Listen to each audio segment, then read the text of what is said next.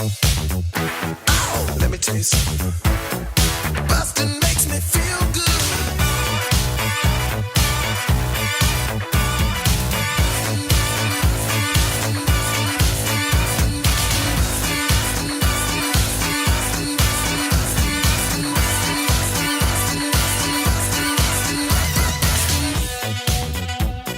Hello, everybody. Welcome to Blockbusting, the podcast where we love to hate the movies.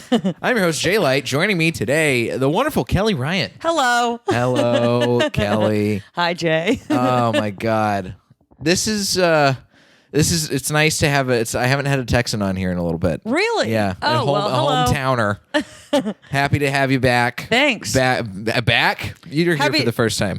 Yeah, but it feels like I've been here before. Right. Maybe. Well, Yeah. we have an interesting movie on our hands today that you brought to me. Mm-hmm. A movie that is extremely critically acclaimed. Not only is one of the best animated movies, but one of the best movies of all time. So they say. So they say. First animated film to get nominated for Best Picture. The 1991 animated musical romantic fantasy film Beauty and the Beast. It's garbage. This is good. This is a good place to start. So what's your biggest problem with Beauty and the Beast? Belle is an idiot. She is so stupid. She reads so many books and she's still like the dumbest person in the whole town. It pisses me off because it's like she does say, like, why go in the West Wing? I don't know. What are no you need doing? for it. There's literally, what could you possibly be curious? Also, it doesn't make any sense because at first she's like, leave me alone. I want to be in my room. And then she's all of a sudden like, I want to explore. And Right. it's like, pick a plot line. Are you upset that your dad is gone? Or like... Also, she's the one who said, sacrifice, let my dad free. I'll stay here. And then she's moping around about it. Like, it was really completely crying. unavoidable. Yeah, exactly. She wasn't even like crying when she suggested it. Like he was upset. And then the second the Beast was like, okay, she was like, what have I done? And it's like... What did you expect? Like this was going to be bad. He's going to call your bluff. Yeah, like what? She drove me. What drove me nuts was that the town wouldn't call her just blatantly stupid because she was so pretty, and it's like clearly they think she's dumb. Right. Well, the whole opening sequence and opening song is just everybody being like, oh, Belle, she's so weird and quirky. Yeah. Because she reads books. Yeah, like what? We've never heard of reading in this village. Here's how little they understand reading. The person whose job literally is the guy who sells books. Yeah. Just lets people borrow books because he like, knows nobody's "Please." actually reading them. Please just get these books Somebody out of my read hands. Yeah, it doesn't. I don't. Is she the only one that goes to the library in the whole I guess bookstore in the so. whole town? Yeah. I don't see nobody else in this movie seems like they value books and reading. The way that they walk around is very like we all have jobs. We don't have time to read. Like that's like all of them there's like this one woman who's holding like 5 kids. Right. Do you remember that? Yeah, It looks so strange.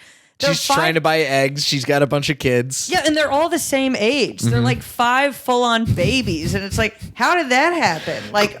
Fertility drugs back in ancient France were wild. That's the other thing. I think that what bothered me was that it was France.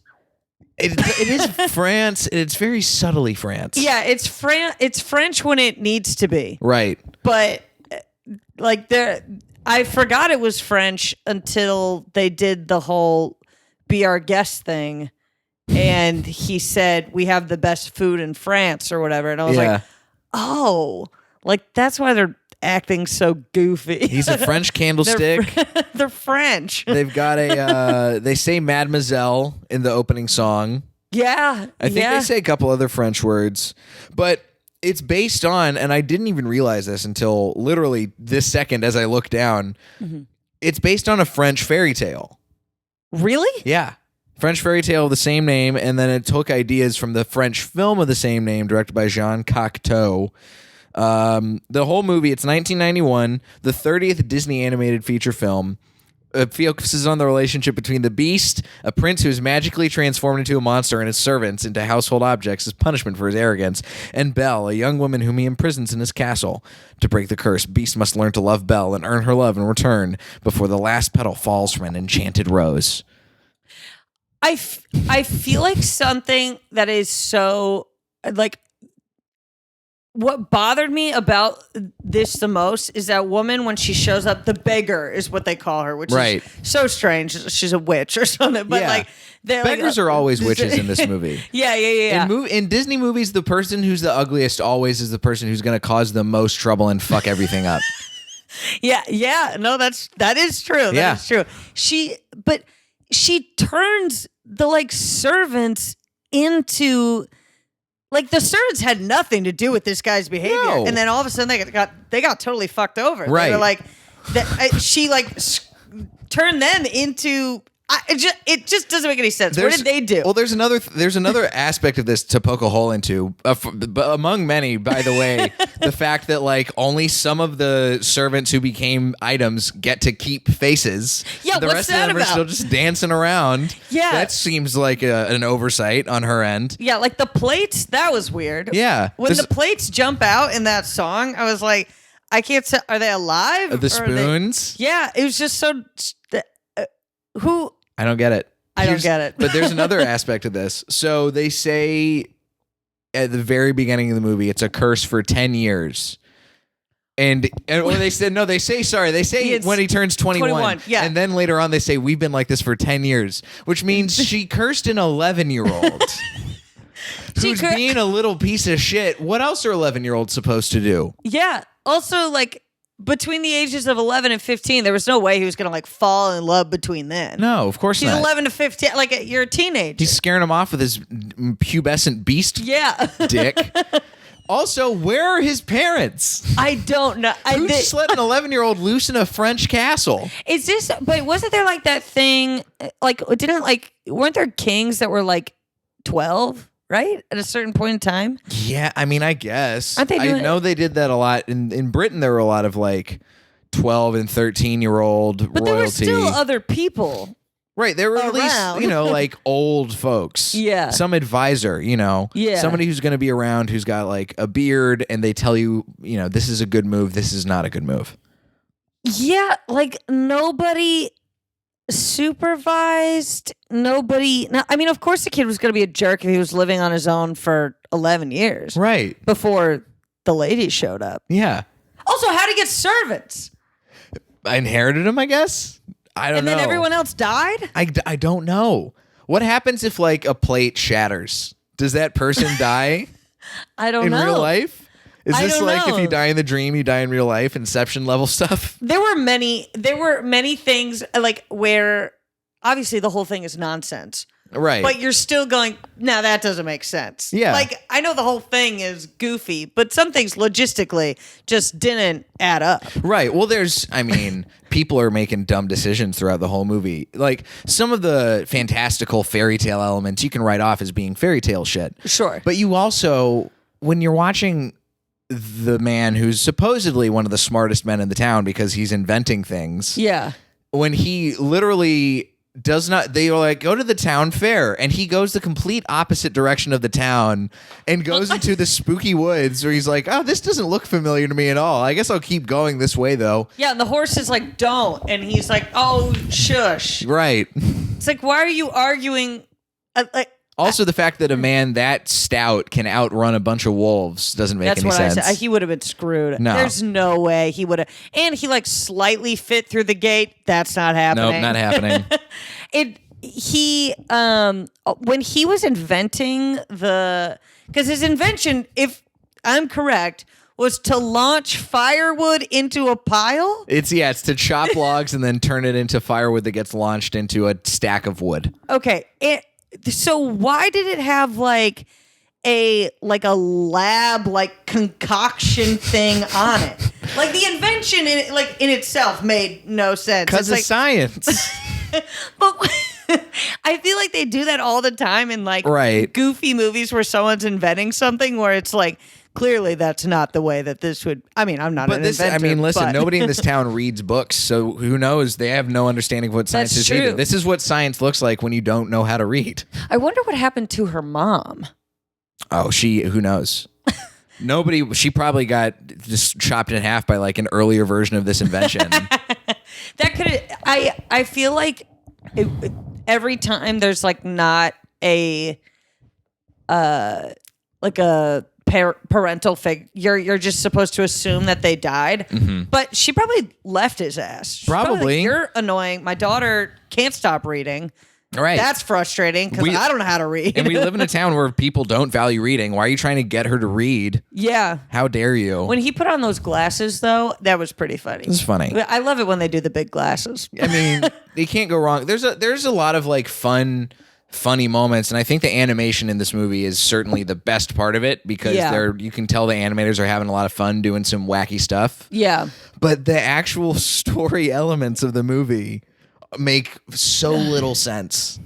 Yeah, like who are those? Like Gaston's little dude? Mm-hmm.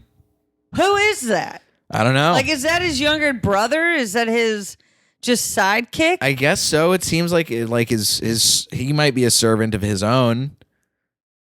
I can't tell. There's his hype man, basically. I mean, he has a whole song where he's like, "You're great, man," Oh, and he I gets hated everybody it. to get drunk in the bar. That was my least favorite song, I have to say, because it's like the fact that the whole town looks up to him, like there's not one other person who doubts him, right? Is ridiculous. Well, that's the thing is like the song, that whole song, the start of the song is because Gaston has a moment of doubt because Belle turned him down so many times, and he's like, "Oh man, am I the hunk that I have perceived myself to be?" Yeah.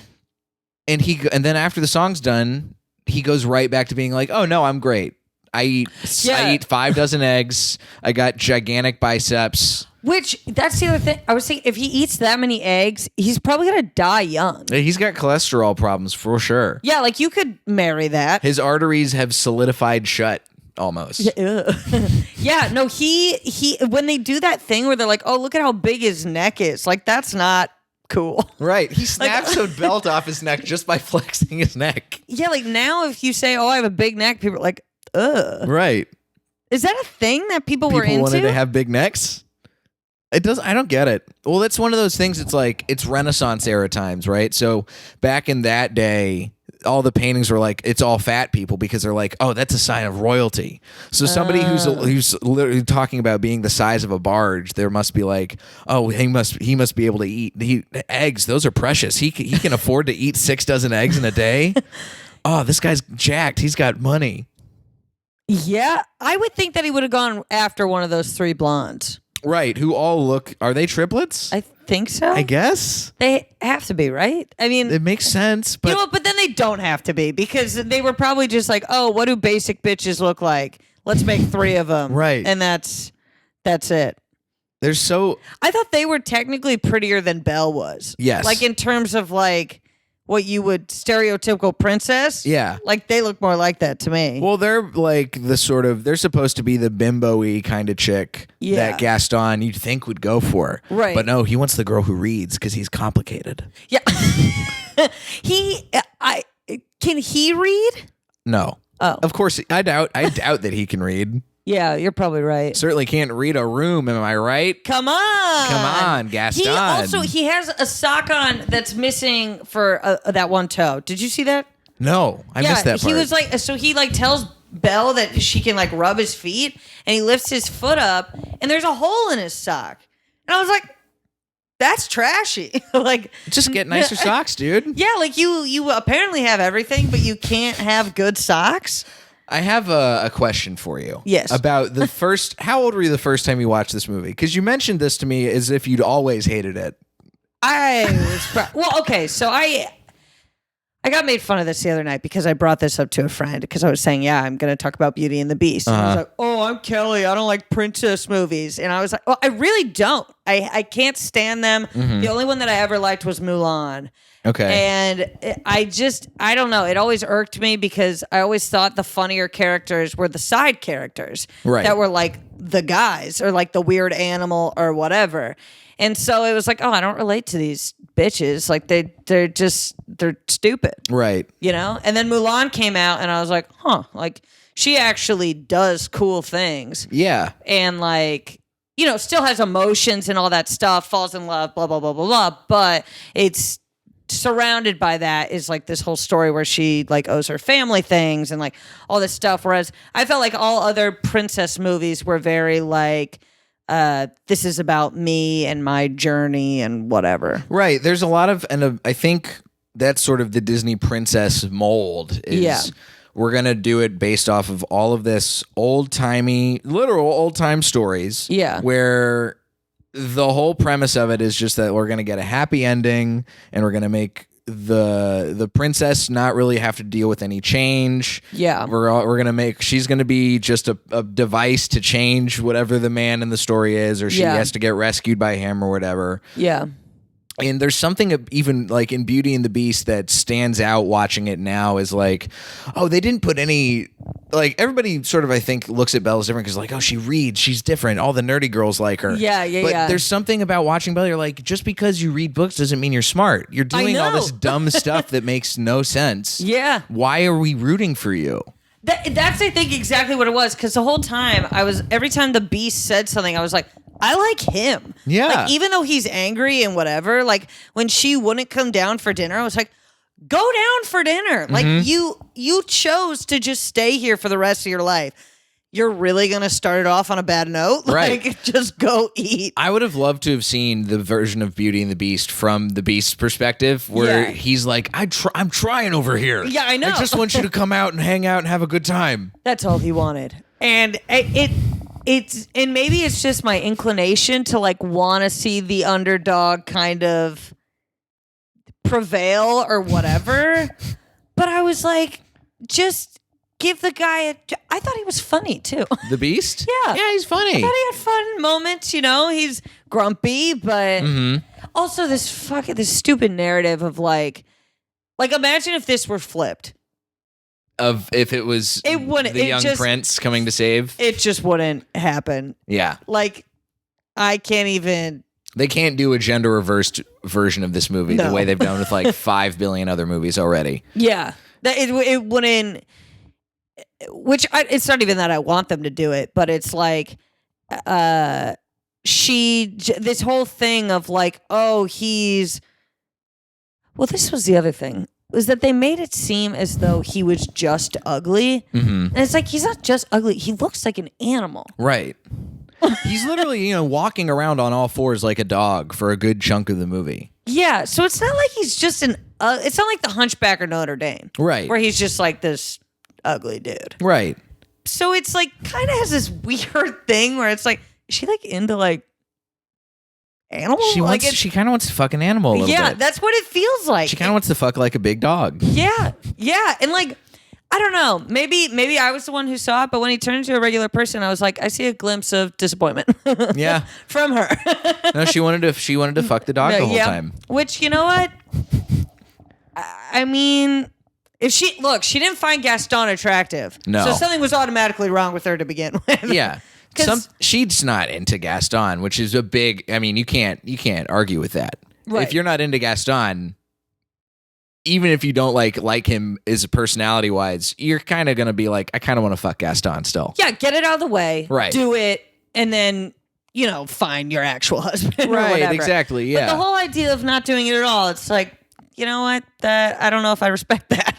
This movie's basically like if they did a modern version of this movie, it'd be like she matched with Gaston on Tinder and they like had a couple, they went out a couple times, they fucked a couple times, and she was like, you know what?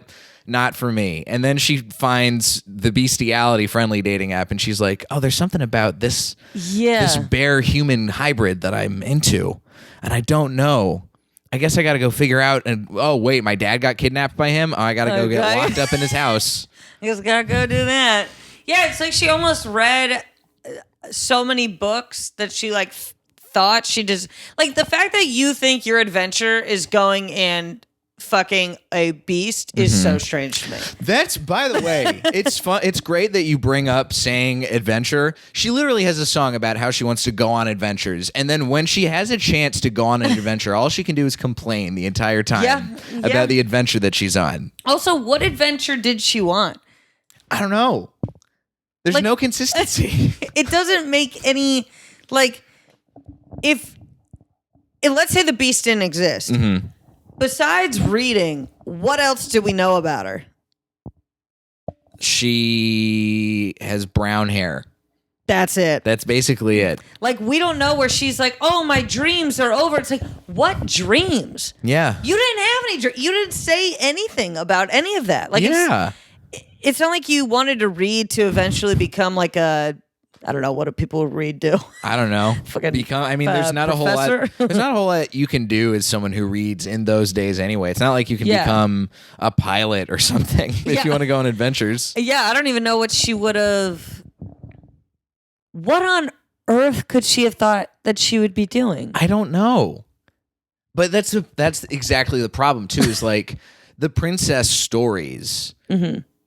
There's nothing else for the person who's the princess to do except be a princess or become a princess, except in Mulan, right? Where there's a whole other element of like, defying norms and doing stuff out of honor for her family. There's other deeper layers to it. Yeah, like her adventure still leads to her getting married. Right. Like that's exact. It's just like the crazy part is who she ends up marrying. Right, exactly. And it's like that really has nothing to do with her. That has to do with his narrative is way crazier than hers is. Oh, yeah. And he's been a beast for 10 years. Right. He went through puberty as a beast. He's way more fascinating as a character. Yeah. That's a lot. The biggest problem, I think, with this movie is that the main character, the one we're supposed to be rooting for the whole time, is bland as fuck. Yeah. Everybody else in the movie is way more interesting than Belle. I mean, even her outfit sucks. Yeah. Like, she doesn't even, like, even when Cinderella looked like shit, it was like tattered and it was like, it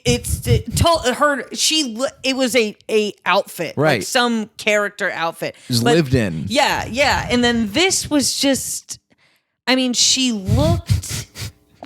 I wouldn't hang out with the bitch. I'll tell you that much. Me either. She looked boring. She did. She looked, she looked boring. And this was the other thing that bothered me. The way that she walked through town with the book in her face, I was like, I would hate this girl. Yeah.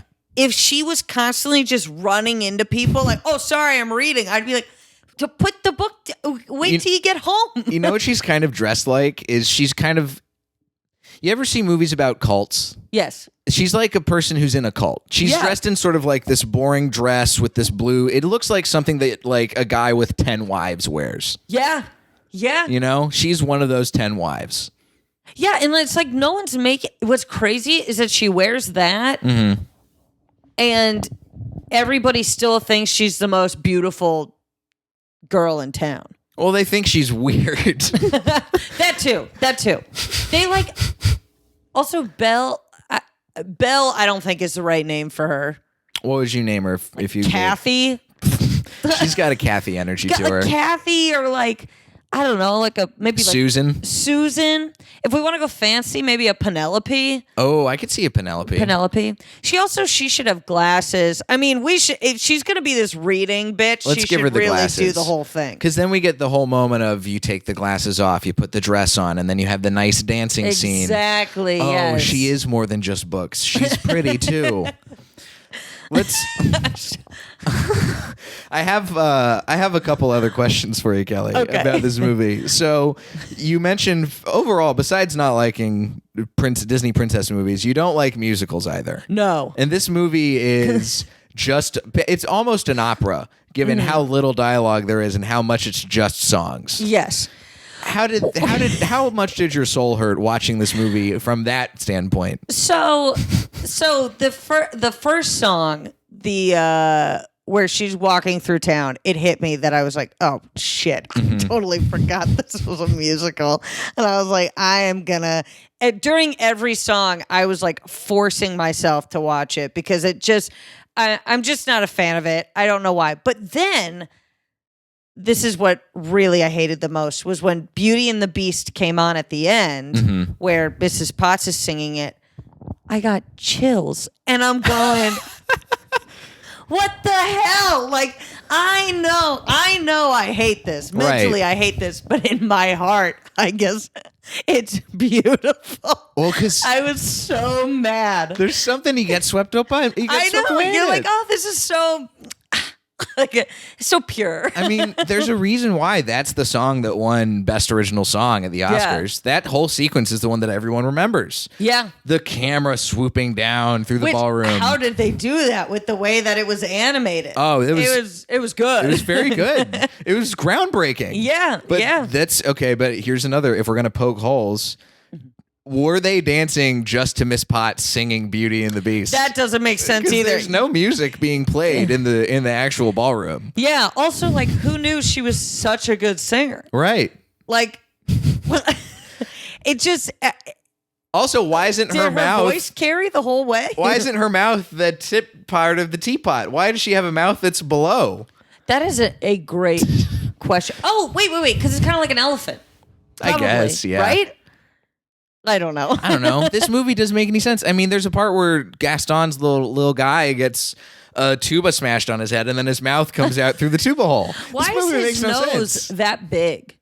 Alcoholism. Oh. That's what my guess is. I think he's got That'll do it. the broken capillaries in his nose. Ugh. It is crazy how they do mention in the movie where he's like, do you want another beer? And Gaston's like, that won't even help. And it's like, oh, Gaston's also a drunk. Yeah. Like, how do we miss that? Also, if Gaston wasn't really trying to, like, whatever with Belle, like, I'd probably get along. I could have a beer with Gaston. Yeah. It's no different than hanging out with an actor. Right. Gaston's just a guy who's like, listen, all he is his muscles. That's all he is. You can't fault him for that. No. He's like a pit bull. I get that. Yeah. I understand people like that. He's a guy who's like, I thought you were saying like from my perspective. No, I thought you were absolutely like, not from my perspective. Me and Gaston one and the same. I would be Gaston's sidekick if anything. I just gotta, I just go back to drinking and let my nose blow up again. Honestly, I don't know how anybody back then had any self-control about anything because you didn't know anything. Right. Like, so if Except for Belle, because she's reading all the books. apparently she knows everything in town. Also, what kind of books are they? Are they fairy tales? Are they nonfiction? I don't know. Because if she's just reading fairy tales, then it makes sense if she's stupid. Yeah. Well, because, all she wants to do is go out on adventures. What does that mean? I don't know. It's the worst. Again, it's the worst Tinder bio stuff. It's like, I want to go on an adventure. Do you? Really? Do what you, kind Belle? of adventure? Because as soon as an adventure's proposed to you, you hate it. Yeah. Here's some that is wild to me. So this was critically acclaimed. 94% on Rotten Tomatoes, based on the current audience score. Okay. Audiences polled gave the film by CinemaScore a rare A+ grade. Wow. It's crazy. Everybody loved it. They said they reinvented the animated feature, not only with an eye towards pleasing children, but also with an older, savvier audience. Roger Ebert gave it 4 out of 4 stars. It got everybody loved this movie. Delightfully satisfying, fresh and triumphant. But even the worst, like, bad reviews of it, even just say it's adequate. That's the worst. That's the worst. That's still a 3 out of 4 star review. They're like, it's fine, but they still gave it a really good score. They gave it a good rating, 4 out of 5 stars. It's not an especially scary movie, but you can tell this beauty has a bit of a bite. Ugh. Tacky. The whole thing was tacky. It's not good. It's not good. It's just like, hey, look at this beautiful woman falling for an ugly man. That's it. It's like, okay. What's surprising about this? Nothing. Nothing. we are expected about all this. Well, we understand it. I think what pisses me off even more is the hype that it gets versus other Disney movies.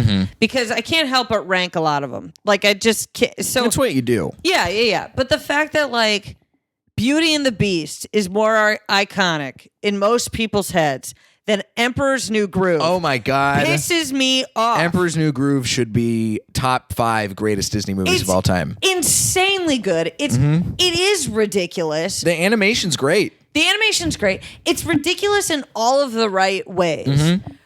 And the plot is nonsense. There's really no, like, I mean, they're not really a falling in love thing. It's this guy just learning how to deal with himself and not be a piece of shit or whatever.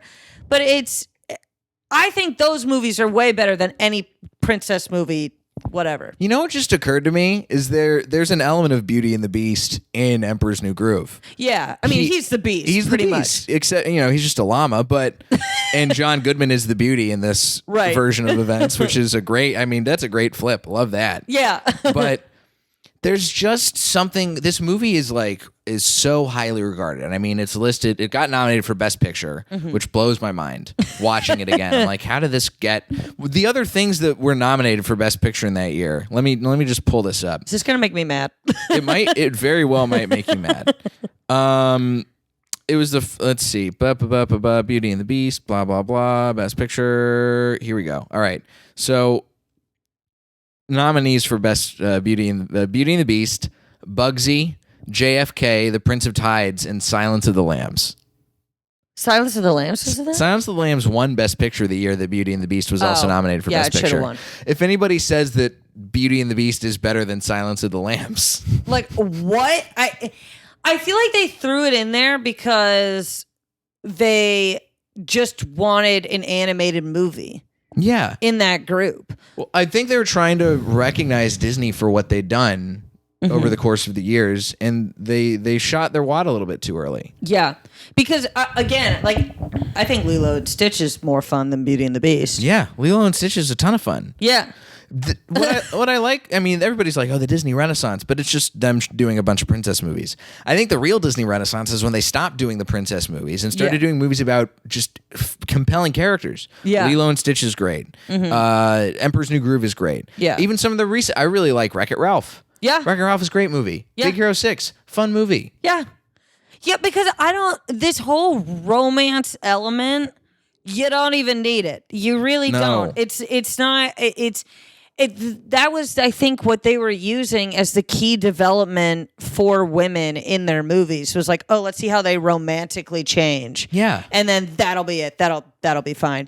But if you look at the characters, there are no, the characters that the Disney princess movies, they don't show an array of emotions. It's always oh, they're curious or they're sad, but you rarely see a Disney princess who's flat out angry or in a deep sadness or whatever. It's always very baseline, not too crazy, because if she's kind of crazy, then that's not fun for the male viewer. Right. Even Belle goes from being totally despondent in this movie to being, assumingly 2 or 3 hours later, just being I'm just hangry. Yeah, what? I should have eaten this whole time. Everything would have been cool. Yeah, I also can't figure out how old she is. Me either. I mean, I would assume probably 18, maybe 17. Yeah. Because she's supposed to be, I mean, the Beast is 21 years old. Also, Beast is 21 years old. When he comes out of his Beast coma, he looks older than that. Yeah, he looks like 30. Right. Yeah. But none of this movie makes sense anyway. How old's Gaston in this movie? Gaston is I'm going to go with 28, 29. Yeah. Yeah, somewhere around there. But I think that because his little sidekick guy looks like he's be 40. Yeah. Yeah. I think that, I mean, I don't know. I would hope he's not in his late 30s, because that's weird. There's no way Belle is over 20. No. Because absolutely not. That's when women got married when they were 18, right? Yeah. 17. I mean, my mom got married, and this isn't even in whatever Beauty and the Beast time says. Yeah. But my mom got married when she was, I think, 22 or 23. Yeah. So that's about that time. Yeah, my grandma got married when she was 15. So yeah. There you go, yeah. So, remember the Texas thing? No, Texas. Yeah. Oh, good stuff. Yeah, good stuff. But yeah, no, it's if Belle is only like 18 and Gaston is like 35, then like, I mean, it would make sense that she would go after like a beast thing. Right. Because if it's an old man who's after you, it's like, I might as well fuck this dog thing instead, I guess. Yeah, that's more appealing. I guess. I don't know. I've never fucked a dog. Honestly, I will come out right on this podcast and say it right now if Yeah. there's any doubts. Yeah, no, me neither. And you know what? Not my market, but God bless anybody who, whatever. That's your thing. Not trying to offend anybody, if that's your thing. Like, Listen, if you want to fuck a dog, you have every right. Well, it's not legal, but you have the right to. Look, hey. Long as nobody finds out. Yeah. Ew. Oh, ew. Don't kink shame, Kelly. Come on. Sorry. Sorry. Aw. I know. I feel like it now. It's like I just have to be like all for everything, or else someone's gonna get mad at me. So. Well, you know what? Don't be for Beauty and the Beast. I won't be. I will not be at all. Hold fast to that. I'm gonna stand my ground. Honestly, I think the other movie. What was the other movie that I said they were on? Pinocchio. Pinocchio. Yeah. The only I don't even. Do they have a Beauty and the Beast ride at Disney World? I don't think so. That should be the tell-all right there. Right. Which is that it sucks. Yeah. I mean, if your movie's not interesting enough to have a ride based off of it, get the fuck out of here. Yeah. They should have. If your movie's interesting enough that they should have a ride, like Emperor's New Groove. Yeah. That's a class act. That's Disney trying to bury the movie by not having the weird roller coaster where they go through Yzma's lab. That's dumb. It's dumb on Disney's part. That would rule. It would rule. That would be so. That's what we should pitch it. We should pitch it to them. I've been dreaming of that ride existing ever since I saw Emperor's New Groove for the first time. And I was like 10 or 11 years old. That would be so cool. I feel like the reason that they're not doing that. Luckily, they've made a lot of money off of Stitch. Mm-hmm. So that's why they're pushing that, I think. But I think there are some movies that they just let fall through the cracks because, like, there aren't like little kids running around admiring the characters. Like there aren't many kids being like, I want a llama doll. Right. I mean, I would have wanted a llama doll. Oh, I would have bought it. I would have bought all that stuff. But is there Beast merch? I feel like Beast could have had like, how Tasmanian Devil has Yeah. he's sort of like the bad boy and he's on leather jackets and like being tough. I feel like they could have done that with the Beast, but they didn't. They were just like, oh, Belle's a princess. We're going to make her look pretty. I think it's because when he turns into not the Beast, he looks pretty gay. I honestly think that's what it is. Like people are like, he's not as tough looking as we thought he looked. It's pretty true. Like his hair is amazing. Like it's more believable to me that he'd be gay. Yeah. Fair. I mean, no harm, no foul. Listen, they put in a gay subplot in the new Beauty and the Beast in the live action version. Oh, yeah. But it doesn't have anything to do with the Beast. It's all Gaston's little helper guy. Wouldn't that be amazing, though, if this witch said, hey, you got to get a girl to fall in love with you, whatever. And he was like, fuck, but I'm gay. And then he convinced Belle. And then the second it worked, he was like, hey, I'm out of here. Bye. I'm going to go find Gaston. Usually I ask how to fix this movie, and I think you just did. You just did it apropos nothing. Everybody in it should be gay. First of all, Belle is definitely a lesbian. Oh, for sure. You're going to tell me the one bitch in the town who reads isn't gay? Mm-hmm. No. Like, it just doesn't make any sense. Belle doesn't dress hot. She's just butch reading books. She doesn't dress hot. She's not attracted to the one most attractive dude in the whole thing. And she knows how to build machinery. Yeah, and you're going to tell me. She's just walking around reading like Zen and the Art of Motorcycle Maintenance. Being like, what are you talking about? Yeah, the mom isn't around. She'd rather fuck a dog than a man. Hey, look. I'm not saying. I think that at first when I watched it with the scene where they're going around and they're saying how great Gaston is, I was like, this is pretty. They're all kind of gay right now because they're like in love with this dude. But now that I'm thinking about it, the gayest part is probably Belle. Yeah. Who would have known? Who would have thought it? Well, Kelly, I'm glad we could dive deep into the many hidden meanings of this movie. It's gay propaganda, the whole thing. It's gay propaganda. That's why it crushed with the freaking Academy. Oh, yeah. That's why they knew. They loved it. They were all about it.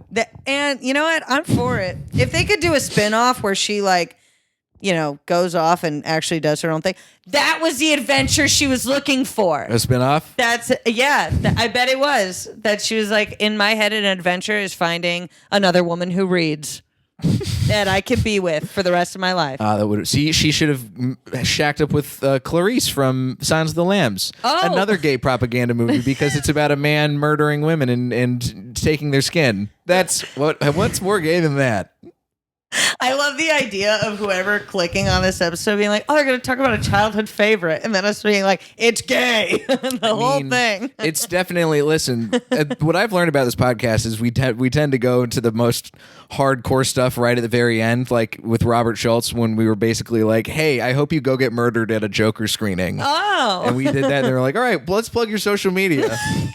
So Kelly, where can the listeners find you if they want to connect on this? If you want to follow up on how gay Belle is, please reach out to me. My Instagram is @thisisKellyRyan. That's my Twitter as well. And then my shows and everything are on kellycomedy.com. If you want to talk to Kelly about how Belle wants to have her book buried, or nose buried in a book, and then her nose buried in some sweet, sweet snatch, just go talk to Kelly. Hit her up on Instagram and whatever, Twitter. You can find me @DietJ on Twitter and Instagram, jlightcomedy.com for show dates. And if you're listening to this now, I'm in Texas, so come see me in Houston and Austin. I'll talk about all that stuff at the top of the episode. I don't need to bore you with it now because I also don't remember where everything is right now. My brain's I'm all stuck in weird Disney mode now. I got to figure out how to get out of this. Kelly, thanks for forcing me to watch Beauty and the Beast again. Oh, you're welcome. I got so much more fun out of this podcast than I did watching the actual damn movie. Oh, yeah, me too. It was, I also watched it on YouTube where it was like 4-minute bits each and it was painful. Saddled between ads for whatever suggested thing. Mm-hmm. The new Geico one is not good, by the way. Oh, the ones with it's Halloween-y kind of stuff? Yeah. Where the ghost pops up. Do you know what I'm talking about? The one with Casper the Friendly Ghost? Yeah. Yep. I didn't like it. Get your shit together, Geico. This has been Blockbusting. Go see something good for a change.